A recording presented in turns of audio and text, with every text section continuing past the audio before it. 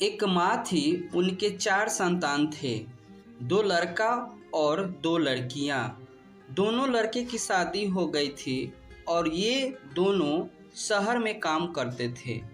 दोनों लड़कियों में बड़ी लड़की कम्मू थी, जिसका शादी हो चुका था, और छोटी लड़की मंगू थी, जो जन्म से पागल और गूंगी थी, जिसका उम्र 12 वर्ष हो गया था। वह मल मूत्र बिछावन पर ही कर देती थी। भाभियाँ उसे ताना देती थी और एक कहावत भी कहती थी कि यह झूठी नहीं पराई माँ की कान छेदती है। गांव के लोग अस्पताल में भर्ती कराने के लिए बोलते तो वह उसे गौशाला की उपमा देती थी। वो बोलती थी कि अस्पताल जो है गौशाला है, वहाँ कोई देखरेख नहीं होता है। गांव में शिलाजीत या हींग बेचने वाले आते थे तो बोलते थे कि मैं मंगू को ठीक कर दूंगा। कोई ज्योतिष बोला था कि अगहन महीने में पागलपन में सुधार हो जाएगा मंगू का।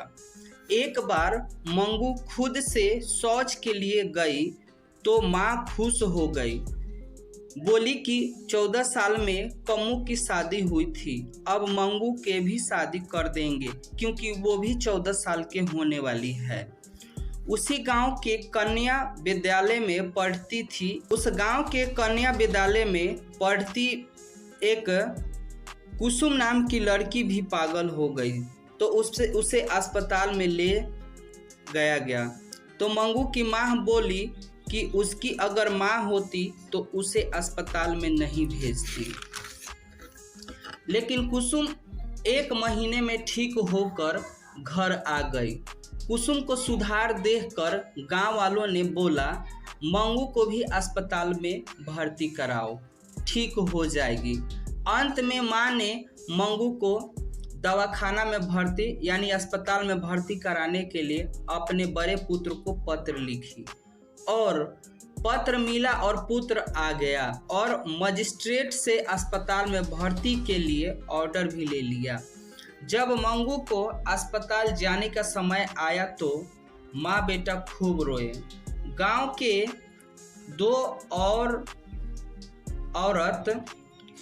2 औरत मंगू के हाथ पकड़कर बैलगाड़ी पर चढ़ाए। उसके बाद मंगू ट्रेन में गई तो उसमें बैठे मुसाफिर बोले कि कितनी खाती पीती सुखी लड़की है, लेकिन 1 महीना में सूख कर ये लकड़ी हो जाएगी। मेरे गांव के एक लड़का 5 साल से अस्पताल में भर्ती है।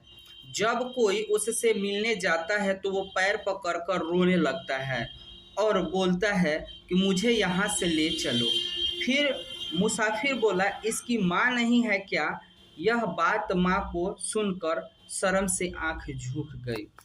अब वह लोग अस्पताल पहुँचे तो देखे कि सब पागल हरकतें कर रहे थे। उसमें कोई कह रहा था कि मेरे लिए खाने के दे दो, अभी मैं ब्रश नहीं किया हूँ, कोई कुछ कर रहा था। तभी डॉक्टर और वार्ड के मेट्रन आ गई। पुत्र ने मजिस्ट्रेट ऑर्डर दिया और माँ ने बोली मंगू के अच्छे से देखभाल कीजिएगा। मेट्रन ने कहा बहन चिंता मत करो, यहाँ अच्छा से ध्यान दिया जाता है। डॉक्टर मंगू को लेकर अंदर गया तो माँ बोली मंगू। तभी डॉक्टर बोला माँ चिंता मत करो, मुझे भी अपना पुत्र समझो। अब माँ पुत्र उदास होकर घोड़ा गाड़ी पर बैठकर फिर उसके बाद ट्रेन पर बैठकर करीब 11:45 बजे अपने घर आ गई। पड़ोस के लोग खाने के लिए बोली तो वह मना कर दी। अब माँ मंगू की चिंता खा रही थी। बेटा को भी नींद नहीं आ रहा था। अचानक सुबह में चिल्ला उठी दौड़ो रे दौड़ो, मेरे मंगू को मार डाला। इतने में बेटा और पड़ोस के लोग दौड़ कर आए और देखे कि माँ भी मंगू जैसी पागल हो गई।